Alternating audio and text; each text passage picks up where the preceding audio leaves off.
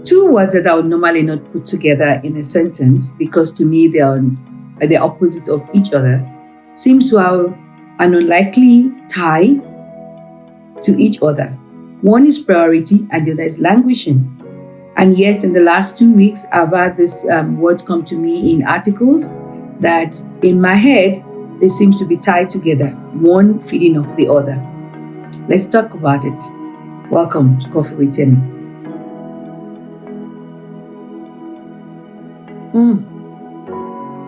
Absolutely necessary. It's so cold now, the weather just dropped, so that was absolutely necessary. So, priority. To me, for you to actually say you're prioritizing something means you have something to do. That is what that word is. It's a level of importance that you put to it or a level of urgency that you put to it. And yet, you have to have something to do to say something is a priority. Times interviewed some single people that have been on lockdown. Like most of the world, we've all been on lockdown.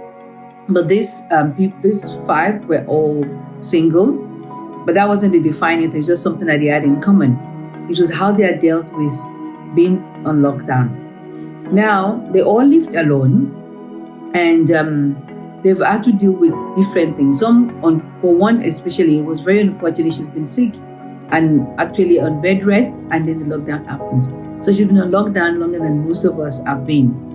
And something that one of them said in the interview, it got to me. I understood and I felt for this person. Let me read it out.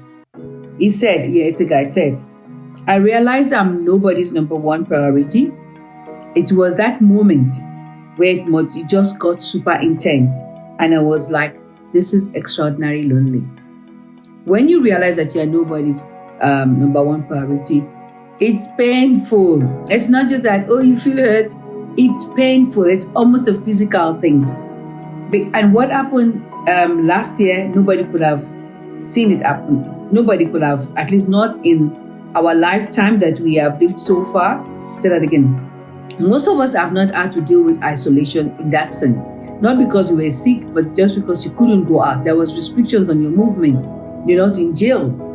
And it was difficult for quite a number of us. And I'm saying us because myself included. It was difficult. And what happened to this person and to so many other people is people drifted apart. And then you know who your friends really are. And you know what? Even with your friends, everybody have their own or had their own circumstances to deal with. Some married people had to deal with homeschooling, which is difficult. Some single people find themselves out of work. Quite a number found themselves with reduced income. And so the priorities in our life changed. And we had to discover what was really important, what really needed to be done. And somewhere along the line, some friends fell into cracks, or maybe some acquaintances fell into cracks. This lockdown wreaked havoc on socializing, and even much more for single people. At least those who are married, even if you're going to be fighting, you had people in the house to talk to. You had another adult in the house to talk to. Or if you had children, even if they were running you up the wall, you had children in the house to talk to. There was another person. For someone who is alone at home with no one else except maybe office Zoom meetings, and that was if you have a job. If you didn't have a job, if you lived in an apartment, not even on a street or in a house where you could walk out into your garden and maybe get some fresh air, became very lonely. And some just didn't have anybody calling them. Some just got lost in the cracks. And I don't think it was, in fact, one of those interviews said, I don't blame my friends or people for this, but they just fell through the cracks. And now like this guy saying, it was extraordinary lonely. And this not being a priority can also be something that has to do with your job. If you don't have any work to do, you find that the time is just dragging. It's just dragging during this lockdown. I, for one, I changed my working hours, if I can call it that. I will work late into the night. Sometimes I go to bed when my child is on holiday. I go to bed around 4 5, and then I sleep during the day. But I'm still getting my work done. It's just I'm doing it. I'm a night owl, so that was easy for me because the day was just way too long. How will I cope with all these hours of sunlight and not being able to do it and not being able to go anywhere? So that was me.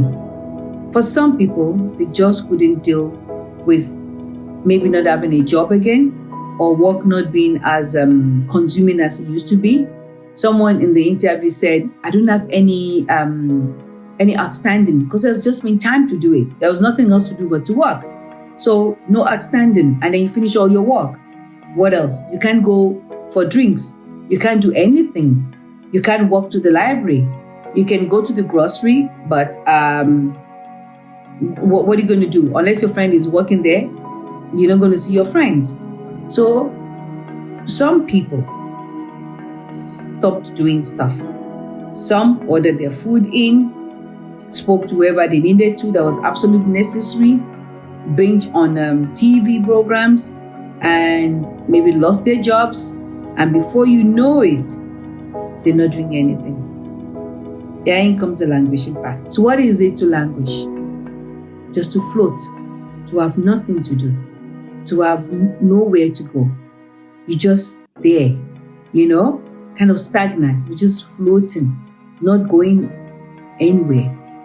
And they find that quite a number of people are now in this state, this languishing state. In fact, that phrase was coined by Professor Gary Cooper, that there's a languishing state.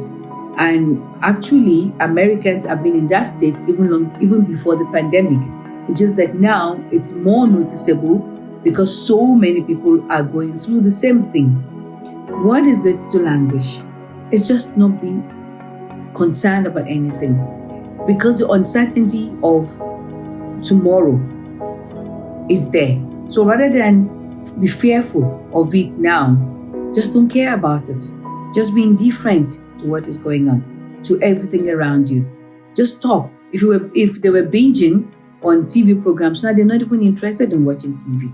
It's actually got to a state where you want to say, okay, watch something on TV. But some are not doing that. If there's food here, I eat. And if there's no food here, what am I eating? They don't really care. Some are not even going to the bathroom to wash themselves. So it's a smelling problem now. And what the research is saying is that in 5-10 years' time, these are the people that are going to be suffering from depression. And you can understand why they will be depressed, because they have not moved forward at this time. If for a whole year you haven't moved forward, you haven't done anything, you are falling behind. Because even with all this that is going on, some people are getting new jobs, some people are getting promoted, some are moving, they're doing things, they're forcing themselves to do things. But for those who are languishing, their mind is in such a state that they don't even realize they're languishing. It's the people around them that say, what is going on? You're not doing anything. Like, what do you want me to do? I don't have a job. Or I can't go anywhere. But whatever reason it is. So they're indifferent to everything that is around them. It's like a rubber. I used to like this phrase when I say, oh, it's rubber time. But that's when I'm on holiday, I say, oh, it's rubber time. So I don't have to worry about anything, do my stuff when I want to, when I feel like. But if you're not on vacation and you're on rubber time, there's a big problem. There's a big problem.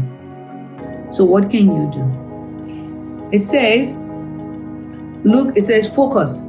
Begin to focus. But I would say refocus. Look at the things that you used to do before COVID. Can we even remember that?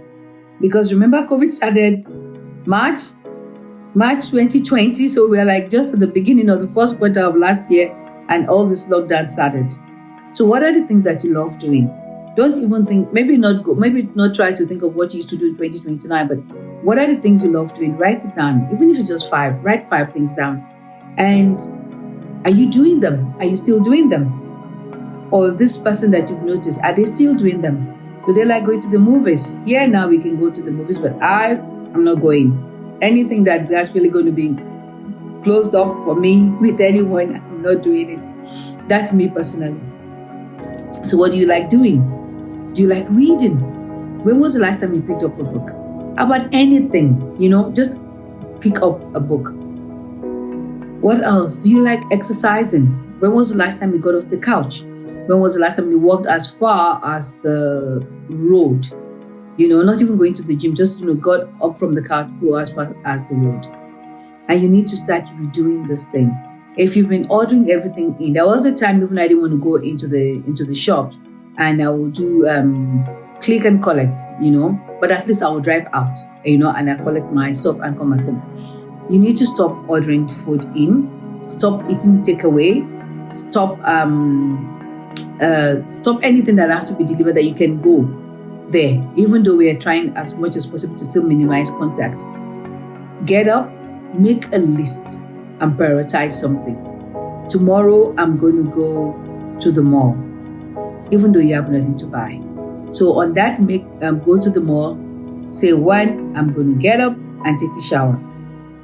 I'm going to brush my teeth. I cannot stand people who will go out without brushing their teeth. I can smell it. I have a problem with smell. Right? My nose is very sensitive.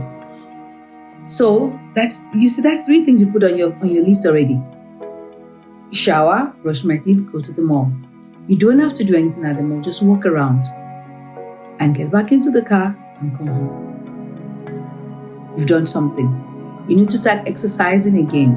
If you used to and you don't, even if you didn't used to exercise, you need to get up and walk around. Just walk up and down and sit down.